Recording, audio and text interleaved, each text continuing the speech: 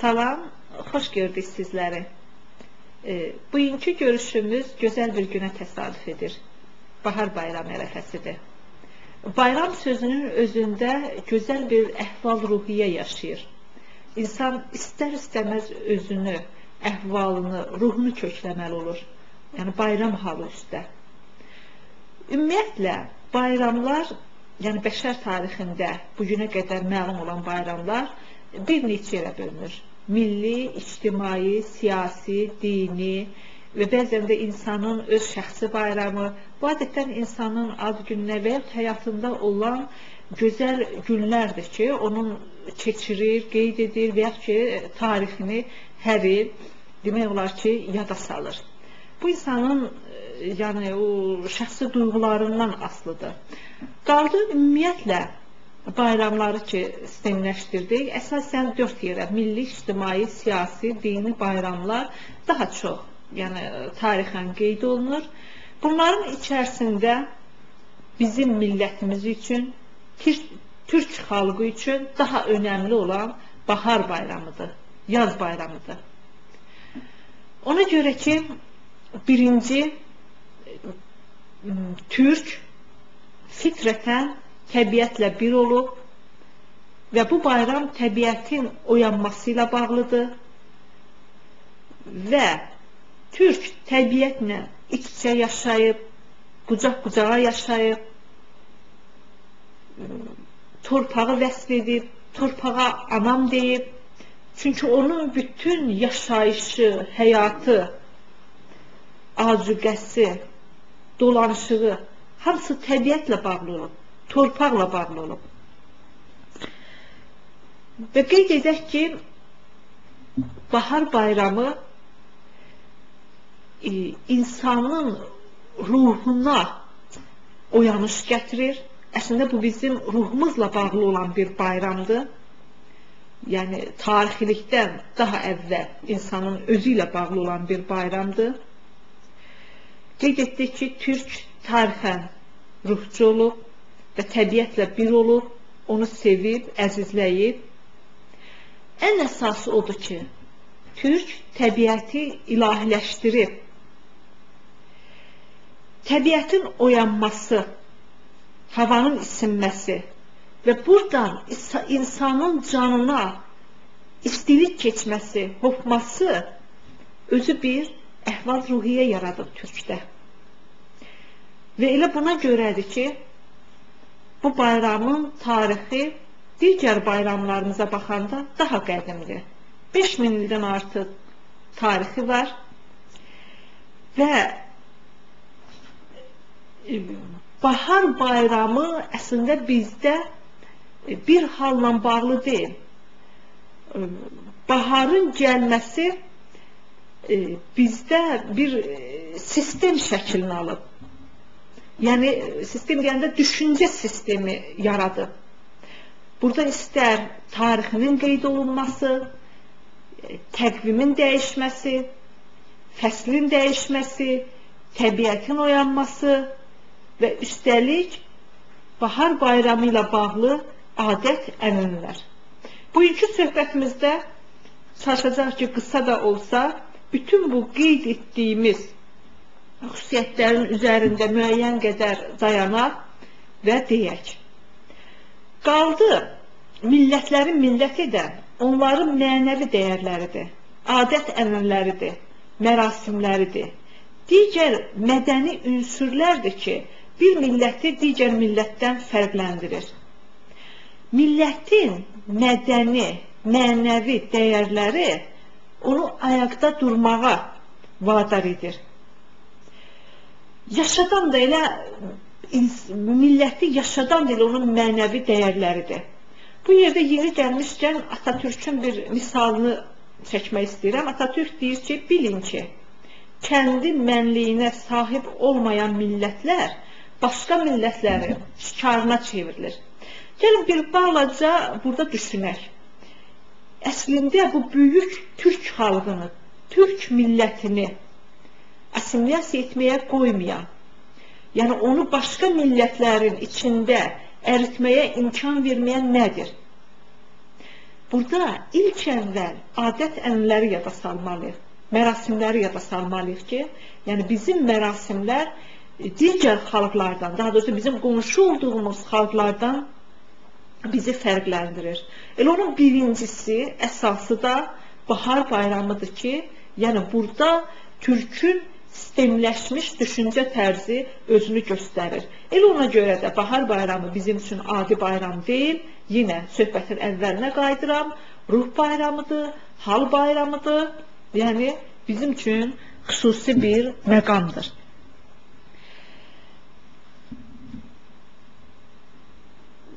Qaldı digər tərəfdən belə bir fikir irəli yürüdülə bilər ki, düzdür, baharı təkcə biz yox, türk xalqları yox, eyni zamanda türklərlə bir coğrafi regionda yerləşən digər xalqlar da qeyd edir. Bunu dana bilmərik, bu mümkündür, yəni bu var. Türklər deyəndə bunu keçirir Böyük Türkiyə, Anadolu, Azərbaycan, İraq türkləri, Suriyada yaşayan türkmənlər, Orta Asiya türkləri, daha sonra Bolqariyada, Macaristanda, Moldaviyada, Çində yaşayan Uyğur türkləri. Deməli, türklərin bayramı olduğu üçün bütün dünyada yaşayan türklər bu bayramı bəziləri köklü şəkildə, yəni daha geniş şəkildə, daha çox ənənələrə bağlı olaraq bunu qeyd edir. Digərləri isə biraz az da olsa yenə bunu öz tarixlərində saxlayıblar. Yəni müəyyən qədər yaddaşlarında qaldığı dərəcədə keçirirlər. Və üstəgəl türklərlə yaxın olan, yəni bir region, coğrafi ərazidə yaşayan Əfqanlar, Hindlilər, bəzi ərəb ölkələrində farslar, yəni İranda da bunu qeyd edirlər. Amma bunun bu şəkildə qeyd edilməsi heç də o demək deyil ki, yəni şərq ölkələri içərisində türklərdən başqa digərlərinin də bayramı var. Elə adət-ənənələr var ki, tarix keçdikcə onu digər millətlər mənimsəyir, götürür və bəzən də özümküləşdirir və buradan da öz adına çıxmalar olur. Əlbəttə, türk xalqında heç vaxtı darılmaq, paxıllıq olmayıb, ürəyinin böyüklüyündən bu irəli gəlir, bunu da qeyd etməliyik. Kim nə qədər istəyirsə bizim bayramlardan bəhrələnə bilər. Əsas məsələ odur ki, biz özümüz bunu nə dərəcədə qeyd edirik və özümüzki olduğunu qoruyub, saxlamışıq və bugün alın açıqlığı ilə bunu deyə bilərik ki, bizimkidir. Elə söhbətimi də daha doğrusu bunun üzərinə gətirmək istəyirəm. Qaldı Bahar bayramının bizdə yayılan ikinci bir adı var, Yaz bayramı. Mən Yaz bayramının üzərində bir qədər geniş dayanacam, yəni bu ifadə üzərində geniş dayanacam. Bu da nədən irəli gəlir? Deməli, Yaz bayramı əslində yaz türk sözüdür. Deməli, yaz indiki, yəni o qədim ənənəyə bağlı olan İraq türkmənləri çölün özünə də bu dəqiqə yaz deyirlər. Biz fəsil kimi yazı saxlamışıqsa dilimizdə, onlar çölün özünə də yaz deyirlər. Yəni işıqlı, bir var evin içi, yəni qaranlıq olan, orada işıq yandırmasan işıq görünmür, işıqlı olmur. Bir də var digər çöl. Çöl bunlar da yaz sözüdür, işıq mənasındadır. Əslində, baharın bir adı da yazdır, yəni yaz özü işığın bol olduğu aydır və əslində bu bayram qışın, yəni o qaranlıq tərəfindən çıxmaq, bilirsiniz ki, qışda günəş işığı az olur, yazda daha bol olur, elə yaz işığın bol olduğu aydır. Ona görə bizim sevincimizə daha çox səbəb olur ki, bu bayram, burada biz daha çox işıq görürük və süni işıqlara ehtiyac biraz azalır. Şərqilər günəşə, istiliyə, işığa daha çox bağlı xalqdılar və ona görə də türklər elə bunu yaz bayramı kimi də geniş, yəni bu adı altında da qeyd edirlər. Və üstəgəl yazla bağlı bizdə çoxlu sözlər yaranıb, deyək ki, elə çöl pişiyinə yazı pişiyi deyilir, yəni işıqda gəzən pişik, digər isə evdə olan pişikdir. Və üstəlik yaz isimdir, sözün köküdür və buna maqmək, məsdər feillərinin artırılması ilə feilin bir hərəkət növü əmələ gəlir, yazmaq. Yazmaq sözünün birinci kökünə və ikinci hissəsinə fikir versək, fikrin, yazmaq özü nədir? Fikri, düşüncəni, beyində olanı, yəni başqasına çatdırmaq, üzərinə işıq salmaq, yazı vasitəsilə, yazıya köçürməklə, yəni hərəkət vasitəsilə başqasına çatdırmaq vasitəsidir.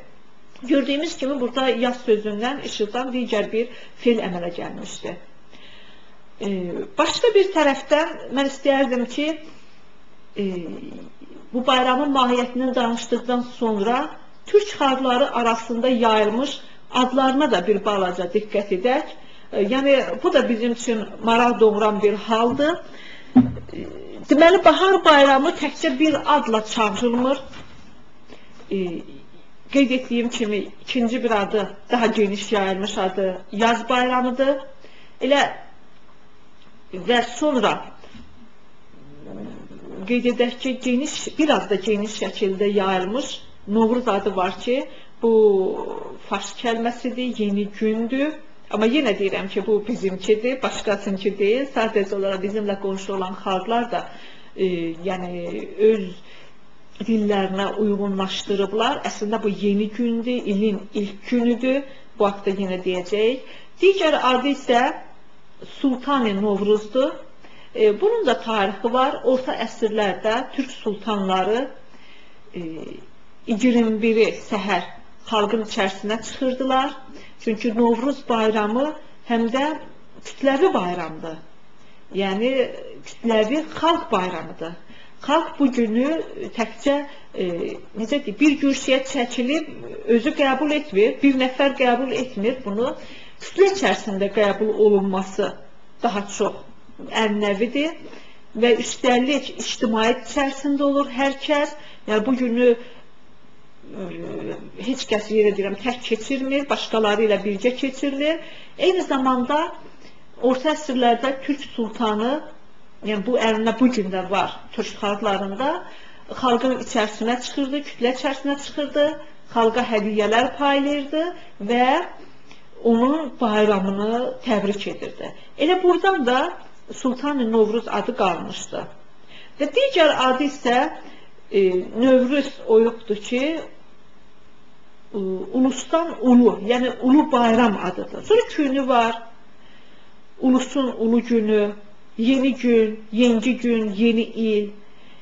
Ergekon adı var, bu da Bozqurtla bağlıdır, Çağanla bağlıdır. Bununla bağlı deməli, əfsanələr, rəvayətlər də var. Bu adətən bu adla bugün çağırılması Türkiyənin, səhv etmirəmsə, daha qədim yaşayış məskəni olan Anadoluda qalıb və orada çox maraqlı rəvayət də var bununla bağlı. Sonra Babu Marta var, Türklü Marta. İlk yaz, yenə də yazın gəlişi ilədir. Əslində bu bayram deməli bəzi türk xalqlarında, yəni bəzi türk dilli regionlarda martın 20-sindən 21-nə keçən axşam, digərində isə 21-dən 20-sinə keçən axşam qəbul edilir. Əslində bu cür qəbul ondan irəli gəlir ki, birinci, bu bayram təqvim dəyişikliyidir. Ta qədimdən, yəni ayın, günəşin yerini dəyişməsi ilə təqvimlər dəyişilir.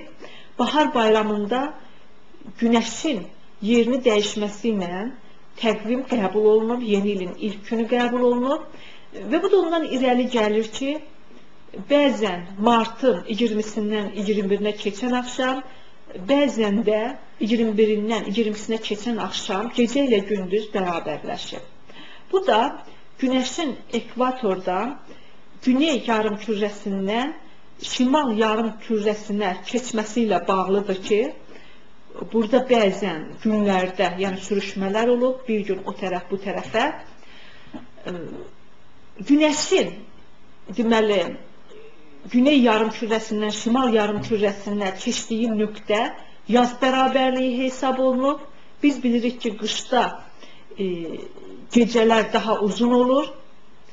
Yaza keçdikcə bu gecələr qısalır, yay başladıqca, hava isindikcə gecələr qısalır, gündüzlər uzanır. Və ona görə də deməli, gecə ilə gündüzün bərabərləşdiyi gündən təqvim hesablanmağa başlayıb. Bizim, deməli, türklər bunu 12 heyvan təqvimi adlandırıblar və 12 heyvanın adı ilə bağlı olub bu təqvim. Qaldı, mən söhbətin biraz deməli, əvvəlinə keçmək istəyirəm. Bu da nə ilə bağlıdır? Biz dedik ki, deməli, türklərin bayramıdır, amma türklərlə yaxın olan xalqlar da bunu özlərinə bayram kimi qəbul ediblər və qeyd edirlər. Amma deyək ki, bugün bəzi şərq xalqları da iddialıdır ki, bu bayram onlarındır. Məsələn, bunlardan biri farslardır ki, bu bayram üzərində iddia edirlər. Amma onların deməli, yazılı mənbələrində, tarixlərində yalnız 11-ci əsr Firdovsinin əsərləri ilə bağlı mənbələrdə buna rast gəlmək olur. Amma türklərdə dedim ki, daha qədimdən, təqvimdən, əfsanələrdə, rəvayətlərdə bu var. Və ümumiyyətlə, deməli, Çin qaynaqlarında, daha doğrusu Uyğur türklərinin qaynaqlarında, Kutakı Bilik, Mahmud Kaşqaridən Biruniyə qədər, Nizam-Mülkün siyasətnaməsindən, Məlik Şahın təqviminə qədər, Akkuylu hökümdarı Uzun Həsənin qanunnaməsində Novruzla bağlı deməli, məqamlar var ki, onun türk bayramı olduğu qeyd olunur. Və yeri gəlmişkən, burada elə orta əsr, 16-cı əsrdə deməli, Şah İsmayıl Xətainin Dəhnamə, onun məktub poemasından olan Bahariyyə hissəsindən bir balaca, onun giriş hissəsindən demək istəyirəm ki, burada baharın gəlişi çox gözəl təsvir olunub. Deyir, qış getdi, yenə bahar gəldi. Gül bitdi və lalizar gəldi. Quşlar qəmus-u fəğanə düşdü. Eşq odu, yenə bu canə gəldi. Və digər bizim məşhur musiqişünasımız hələ 13-cü əsrdə Azərbaycan muğamlarını nota çevirmiş Urmiyalı Səfiyyəddin Abdülmüminin əsərlərində yazla bağlı, baharla bağlı 20 məqam var.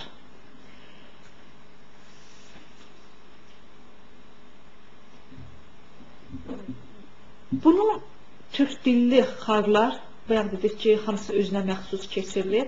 Amma onu qeyd edək ki, bizi assimilyasiyaya uğratmaq istəyən qeyri-türk dilli millətlər istəmişlər ki, bu adət-ənənələr yaddaşımızdan silinsin və bununla bağlı müəyyən qadağalar olmuşdu.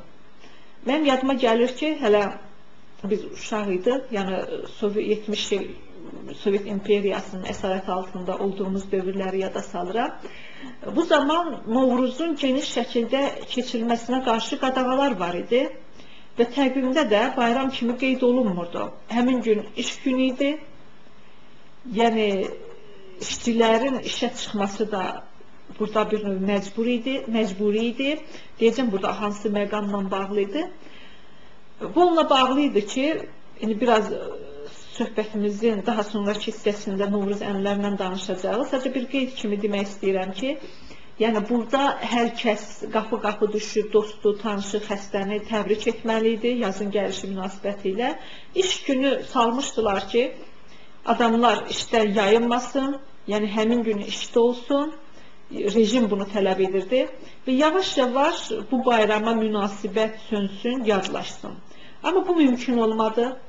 Hələ 1965-ci ildə Azərbaycanda Mərkəzi Komitənin birinci katibi Şıxalı Qurbanov özü də iştirak etməklə geniş xalq kütləsi ilə birgə ictimaiyyətin bütün nümayəndələrinin iştirak etməsi, yəni şərti ilə bunu hazırlamışdı. Bakıda şəhərin qala divarları önündə Bahar qızı da gəlirdi həmin bayrama bəzədilmiş faytonda və bayram orada xalq kütləsi qarşısında şənliklə qeyd olunurdu. Deyək ki, bu bayramın keçirilməsi həmin şəxsin özünə baha başa gəldi və şəxsi faciəsi ilə qutardı. Onu elə həmin ildə öldürdülər, sağlam bir kəsi və bu bayramla bağlı idi. Hər kəs də bunu bildi, nə üçündür. Amma yenə də hədə qorxular heç bir fayda vermədi, xalqın yaddaşında elə olduğu kimi də qaldı. Qaldı ki, bahar bayramını hər yerdə, ya türkdülü xalqlar hamısı da eyni şəkildə keçirmir. Başqa bir tərəfdən, deyək ki, məsələn, Türkiyənin Anadolu hissəsində martın 19-u gecə əgər bayram qeyd olunursa, 20-si hər kəs bir ağac əkməyi özünə, yəni yaxşı bir əhval-ruhiyyənin nişanı kimi bilir və bunu da əkir. İraq türkmənlərində isə aprelin 1-də xüsusi ağac bayramı var ki, həmin günü ağac əkilir. Əgər digər, yəni türkdilli xalqlarda bu adət yoxdursa, yaxşı bir ənənə odur ki, yazdan qabaq, yəni yazın gəlişindən biraz əvvəl, havalar isinəndə və yaz girəndə ağacların dibi yumuşalır, havalanır. Yəni təkcə bu deyil, bizim adətlər daha çoxdur, torpağın şumlanması, bununla bağlı, yəni bol məhsulun gəlişinə hazırlıq. Digər tərəfdən, bahar bayramından əvvəl deməliyik ki, əsasən, yəni bizim adətlərə daxil olmuş Novruz, yaz bayramından, yaz gecəsindən əvvəl, 20-si gecəsindən əvvəl 4 çərşənbə qeyd olunur. Deməli, bu dörtlük kimi də qəbul olunur. Torpaq, yel, su, od çərşənbəsi. Deməli, sonraki şərq fəlsəfəsində, Hind fəlsəfəsində, Çin fəlsəfəsində dörtlük var ki, yəni fəlsəfədə bu geniş şəkildə yayılıb və uzun müddət fəlsəfə tarixində mübahisəli bir məsələ kimi irəliləyib. Ayrı-ayrı filosoflar da buna fikrini bildirib. Şərq fəlsəfəsində belə bir iddia var ki, dünya 4 ünsürdən yaranıb. Torpaq, hava, od, su. Əslində, fəlsəfənin, yəni belə deyək də, iqtidai şəkildə ilkin dövrlərində bu fikrin irəli sürülməsi heç də əbəs deyildi.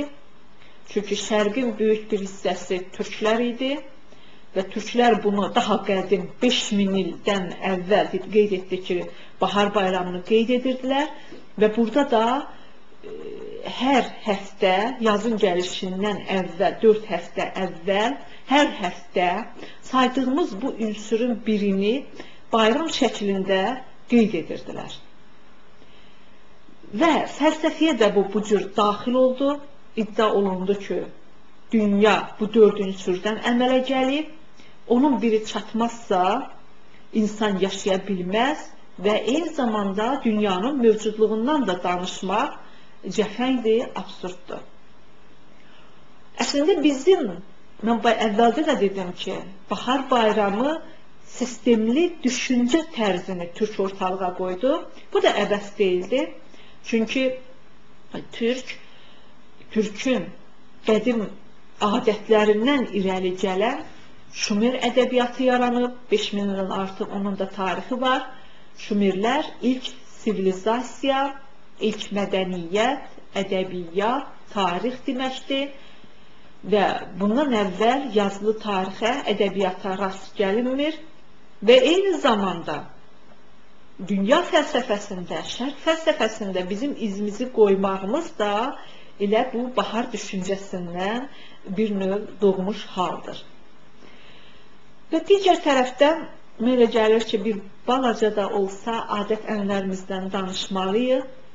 Çünki bu da çox önəmli bir məsələdir. Və burada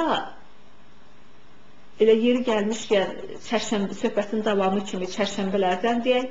Hər çərşənbədə deməli tonqal qalanır. Tonqalın üstünə yaşından asılı olmayaraq uşaq, cavan, yaşlı, hamısı kütləvi şəkildə odun üstündən atlanır. Ağırlığım, uğurluğum getsin deyə, yəni xüsusi niyyətlə, arzu ilə o tonqalın üstündən atlanırlar və insanda belə bir hal yaranır ki, ocaq həm yanır, yandıqca, yəni çirkabı yandırır, yəni həm özü təmizdir və eyni zamanda onun üzərindən atlanan adamda nə qədər xəstəlik, ağırlıq, çirkab varsa, od yandıqca da təmizləyir. Çünki bizdə od müqəddəslik rəmzi olur. Zevs odu uğurladı, insanlar soyuqdan qızınsın. Amma bizim odda təkcə soyuqdan qızınma yoxdur. Burada ruhun qızınması var və eyni zamanda müqəddəslik vasitəsilə təmizlənmək və müqəddəsləşmək var. Başqa bir tərəfdən deməli su çərşənbəsi var. Həmin gündə səhər tezdən suyun başına gedirlər. Yəni xüsusi niyyətlə. Bizim bayramların ən yaxşı halı odur ki, insan istər oda münasibətdə, suya münasibətdə, yelə münasibətdə, yel burada hava, külək, bax bu da götürülür, elə hamısında özü ilə bağlayır. Öz istəklərini o təbiətin halı ilə üz-üzə qoyur və istəyir ki, özündəki mənfi hallar, enerjilər, yəni təbiətin o halının qarşısında itsin və təbiət ona yaxşı bir əhval-ruhiyyə gətirsin. Bax, bu bayramın elə gözəlliyi də onda görünür. Və digər tərəfdən təkcə bu deyil, ənənlər.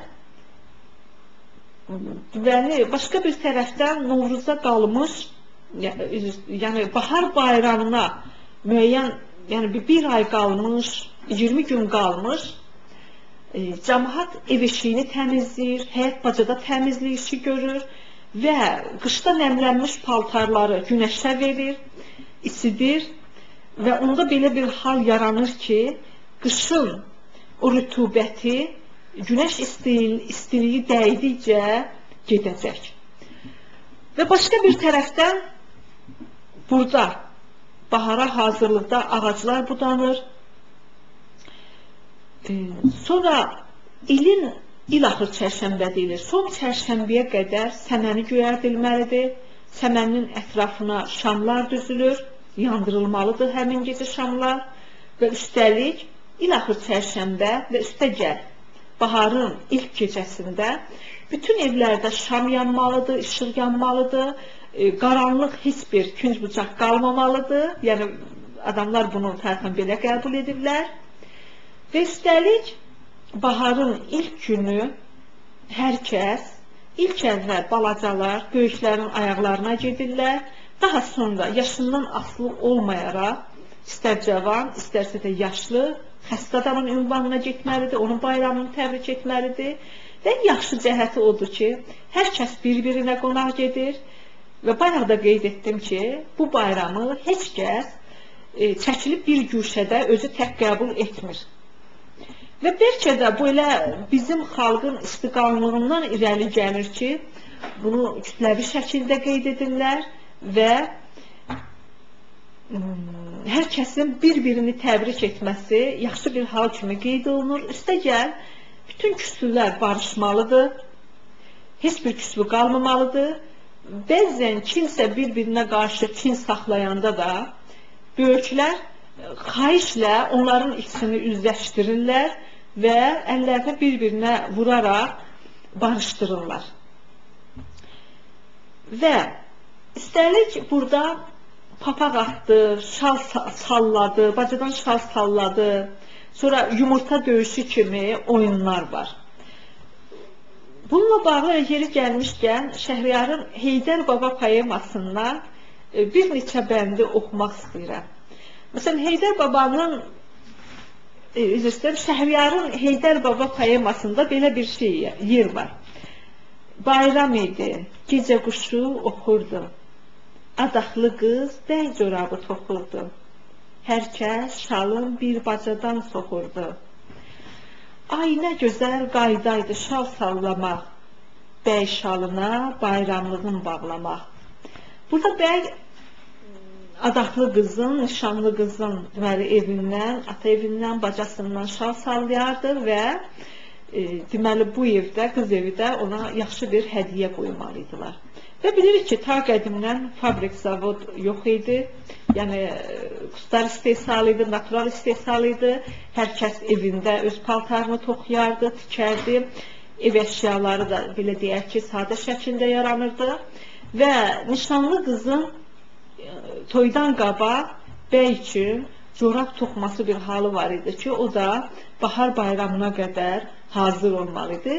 Heydər Babada tarixi adətlər, Şəhriyar da Heydər Babada tarixi adətlərə əsaslanaraq bunu qeyd etmişdir. Digər bir tərəfdən dedim ki, burada yumurta döyüş oyunu var. Deməli, bayrama bir ay qalmış, adətən uşaqlar və yetkin yaşlı cavanlar yumurtaları, soğan qabığını deməli, suya töküb, yumurtanı orada qaynadırdılar, rəylənirdi və sonra onu toqquşdurub oynayırdılar. Uduzan yumurtasını udana verirdi. Bax, buna işarə olaraq Şəhriyar qeyd edir və Heydər Baba da bunu çox gözəl bir şəkildə verir. Yumurtanı göyçək güllü boyardı, toqquşdurub sınıqların soyardı. Oynamaqdan bircə məgər doyardı, əli mənə yaşıl aşıq verərdi, Rıza mənə Novruz gülü dərərdi. Burada yumurta döyüşdürməkdən başqa aşı söz işlənir. Bu aşı oldu ki, deməli, kəsilən qoyunları, keçiləri, yəni dizindən çıxan sümük var idi ki, ona aşıq deyirlər və onu aşıq oyunu oynardılar. Həmin o aşığa işarədir. Və digər, burada Bənövşə, Novruz gülünün gəlməsi baharın gəlişini xəbər verir. Yəni, qışdan sonra ilk bitən və açan güllər, daha doğrusu təbiətdə açan ilk güllər bunlardır.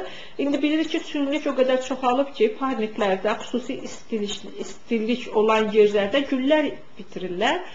Amma ta qədimdən bu iki çiçək Novruzun gəlişini xəbər verir.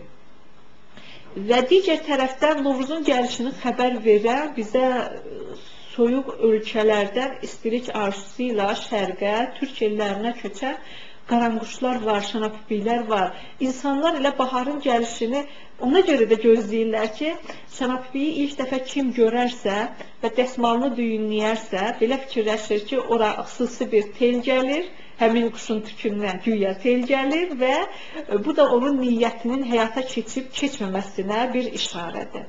Digər tərəfdən biz dedik ki, baharla bağlı bir çox adətlər var və o adətlərin biri də qapı pusmasıdır. 20-si gecəsi kim niyyət edərsə, ürəyində niyyət tutarsa, tanıdığı evin qapısına gedər və heç kəs onu görmədən qaranlıq bir yerdə gizlənər və oturub gözləyər o evdən ilk hansı sözü eşidəcək. Xoş sözdür, yoxsa bəd niyyətli sözdür.